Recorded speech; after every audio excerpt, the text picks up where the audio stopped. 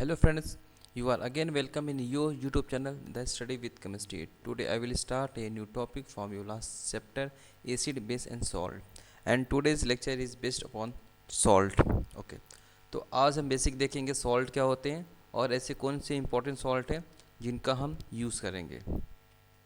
तो बेसिकली ये सॉल्ट को बता एक्सप्लेन करने से पहले हम ये देखेंगे कि बेसिकली सॉल्ट होते क्या हैं और इनका फॉर्मेशन कैसे होता है। ओके। तो सॉल्ट को जो बेसिक फॉर्म करते हैं, यानी कि ये भी कह सकते हैं कि सॉल्ट की जो मैन्युफैक्चरिंग होती है बेसिकली हम दो तरीक़ों से करते हैं। ओके। तो फर्स्ट है क्या है, जब हम किसी एसिड के हाइड्रोजन को किसी मेटल से रिप्लेस करने पे जो कंपाउंड फॉर्म होता है उसे सॉल्ट कहते हैं। जैसे ये कोई एसिड है, मान लो कि HCl एसिड है, ठीक। इसके हाइड्रोजन को हम रिप्लेस करेंगे, यानी कि ये जो हाइड्रोजन है इसको रिप्लेस करेंगे किसी मेटल से, ठीक। तो जो नया कंपाउंड फॉर्म होगा सॉल्ट होगा, यानी कि एक सॉल्ट है, यानी this compound is a salt and this name is sodium chloride. Okay, ये तो फर्स्ट मेथड हो गया।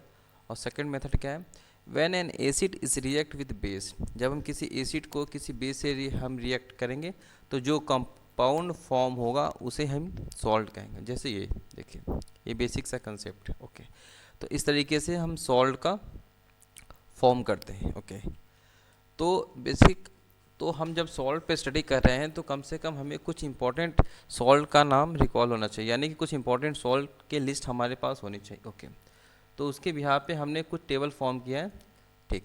जैसे कि एसिड, ये हमने एक टेबल फॉर्म किया, जैसे एसिड है, बेस, उससे जो कंपाउंड बनेगा सॉल्ट और उसके नाम। ओके, जैसे HCl और NaOH रिएक्ट करके क्या बनाएंगे, NaCl, सोडियम क्लोराइड।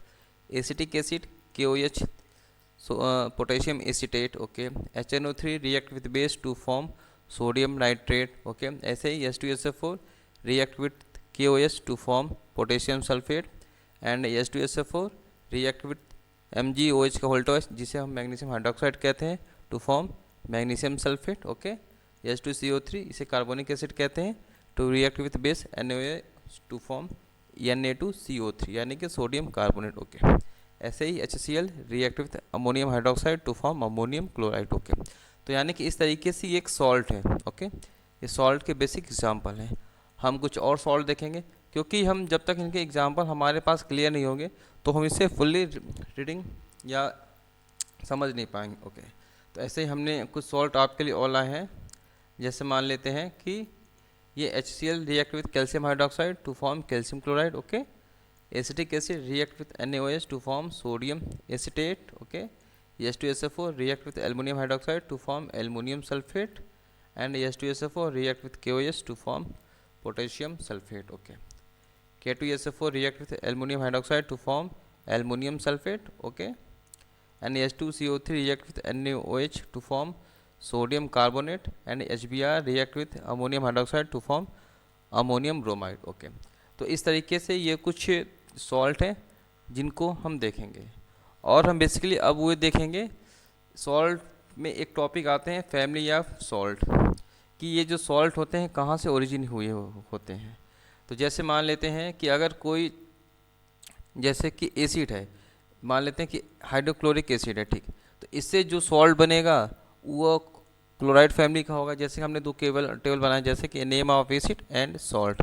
तो यानी कि वह सॉल्ट जिस एसिड से आया होता है, यानी जिस एसिड से फॉर्म किया होता है, हम उसके बिहार पे उसे कहते हैं कि वो सॉल्ट उस फैमिली का है, ठीक।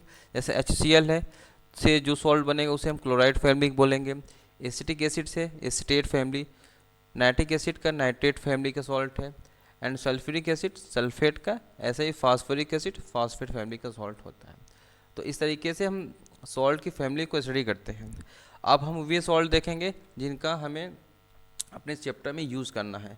बेसिकली 5 सॉल्ट को हमें स्टडी करना होता है। पहले है NaCl, सेकेंड सोडियम कार्बोनेट जिसे हम वॉशिंग सोडा भी कहते हैं, थर्ड है सोडियम हाइड्रोजन कार्बोनेट जिसे बेकिंग सोडा कहते हैं, एंड फोर्थ है कैल्शियम ऑक्सीक्लोराइड जिसे हम ब्लीचिंग पाउडर कहेंगे, एंड फिफ्थ है कैल्शियम सल्फेट, यहाँ डॉट होगा, जिसे हम प्लास्टर ऑफ पेरिस कहेंगे। ओके, तो यानी कि ये वे सॉल्ट हैं जिन्हें हमें स्टडी करना है।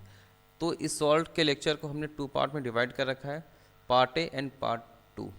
तो पार्ट ए में हम केवल 2 टॉपिक एक्सप्लेन करेंगे एंड पार्ट 2 में हम बाकी के 3 टॉपिक एक्सप्लेन करेंगे। ओके, तो इन पे 2 लेक्चर होंगे। तो आइए स्टार्ट करते हैं फर्स्ट सॉल्ट। ओके, तो फर्स्ट सॉल्ट को हमने टेकन किया है ब्लीचिंग पाउडर को। तो सबसे पहले देखेंगे कि ब्लीचिंग पाउडर होता क्या है। Bleaching powder is A chemically calcium oxychloride, यानी कि जो ब्लीचिंग पाउडर का जो केमिकली फॉर्मूला होता है उसे बोलते हैं CaOCl2, और इसका जो नेम होता है बोलते हैं कैल्शियम ऑक्सीक्लोराइड। ओके, ठीक। Bleaching powder is a manufacture by using Backmann plant in which slag lime and chlorine are made to react to create bleaching powder।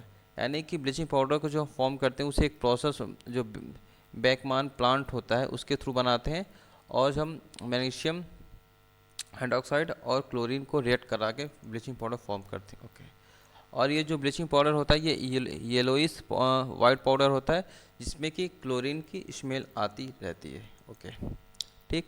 अब हम इसकी प्रिपरेशन को देखेंगे कि ये जो ब्लीचिंग पाउडर कैसे फॉर्म करेगा। जब हम कैल्शियम हाइड्रोक्साइड को लेकर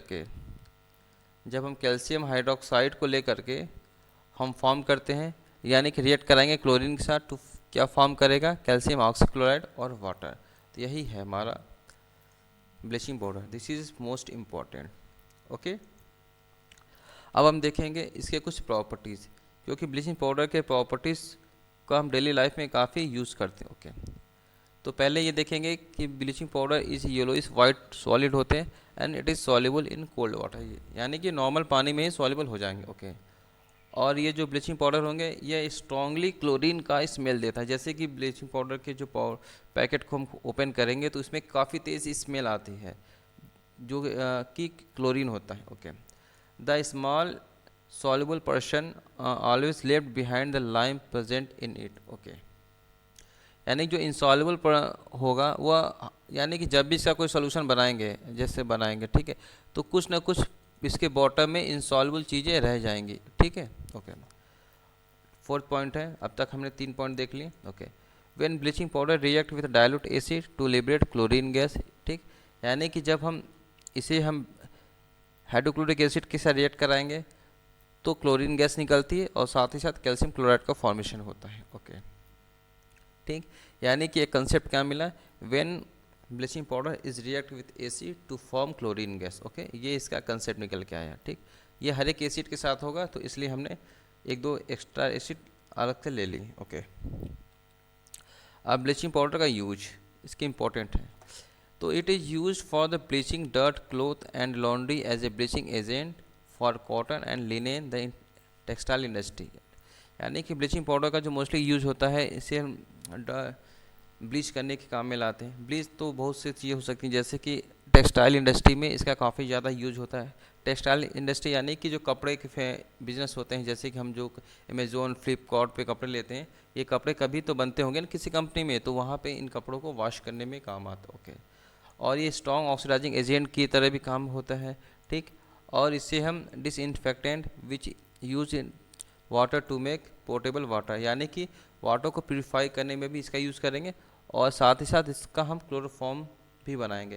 यानी कि जो ब्लीचिंग पाउडर होगा use in the form of chloroform, यानी क्लोरोफॉर्म तो हम सभी जानते हैं कि किसी को बेहोशी करने के लिए यूज करते हैं, यानी कि मेडिकल फील्ड में इसका काफ़ी यूज होता है। ओके, तो नेक्स्ट जो कंपाउंड है यानी कि सॉल्ट है वे है प्लास्टर ऑफ पेरिस। तो अपना जो सेकेंड सॉल्ट होगा प्लास्टर ऑफ पेरिस। तो प्लास्टर ऑफ पेरिस का जो केमिकली फॉर्मूला होता है CaSO4 हाफ H2O होता है। ओके, ठीक, इसका जो नाम होता है कैल्शियम सल्फेट हेमीहाइड्रेट होता है। ओके, तो प्लास्टर ऑफ पेरिस जो होता है ये पेरिस के नियर एक जिप्सम सबस्टांस होता है, तो उसी के नाम पे इसका नाम प्लास्टर ऑफ पेरिस पड़ा। ओके, अब ये होता क्या है, plaster of Paris quick setting gypsum plaster consisting of a fine white powder. Okay, जिसे हम कैल्शियम सल्फेट हेमीहाइड्रेट कहते हैं, which harden when moisture and allowed to dry. यानी कैल्शियम सल्फेट हेमीहाइड्रेट को यानी कि प्लास्टर ऑफ पेरिस को हम थोड़ा मॉइस्चर दे करके थोड़ा ड्राई कर देते हैं तो ये सबस्टांस के फॉर्मेट में काफ़ी स्ट्रॉन्ग हो जाता है। ओके, ठीक है, तो जिसका यूज़ हम काफ़ी प्लेसों पे करते हैं। तो फर्स्टली इसका देखेंगे इसका प्रिपरेशन कैसे होता है। प्लास्टर ऑफ पेरिस का प्रिपरेशन जो होता है या जिप्सम को हीट करने पे होता है। यहाँ पे एक हीट का एरो बना होगा, हीट, यानी इसको लिखेंगे हम लोग क्या है, हीट कर रहे हैं। ओके, इसका मतलब होता है हीट कर रहे हैं।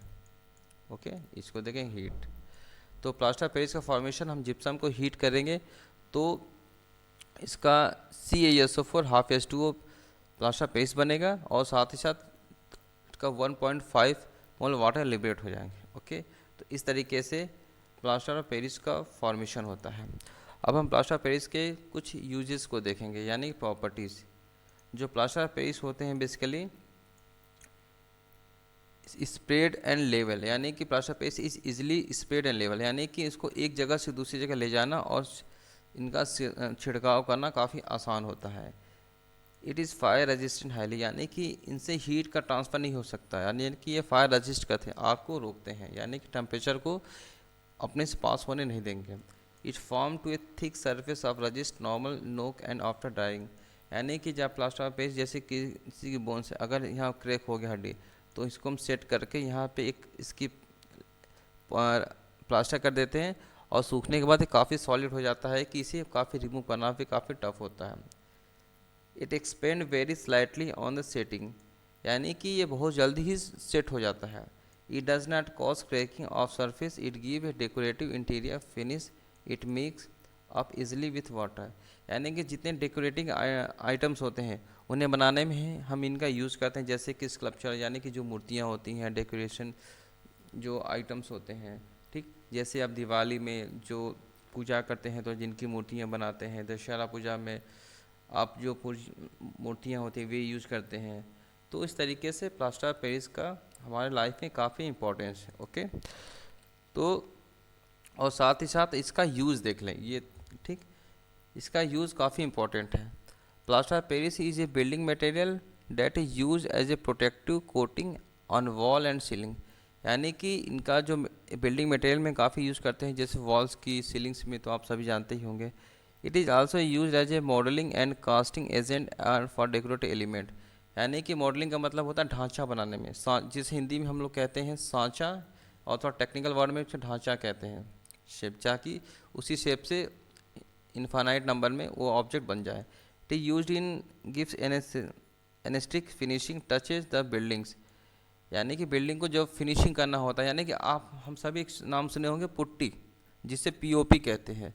POP एक्चुअली यही होता है। Okay, in the medical department में हम जब कि हड्डी जो आर्थोपेडिक होते हैं उसमें यूज़ करते हैं आर्थोपेडिक, यानी कि जो बोन्स डिपार्टमेंट होते हैं जहाँ हमारी हड्डियाँ क्रैक हो जाती हैं तो ठीक होते हैं। ओके, ठीक, और जितने हिस्टोरिकल मोमेंट होते हैं, जैसे कि कोई शेप देना हुआ या कोई डिज़ाइन या कोई पॉइंट इंडिकेट करना होता है तो वहाँ भी इसका यूज़ करते हैं। ओके, और साथ ही साथ हम इसका कुछ पेंटिंग में पॉलिशिंग करने के काम इसका यूज़ करते हैं ताकि ये काफ़ी स्ट्रांग हो जाए।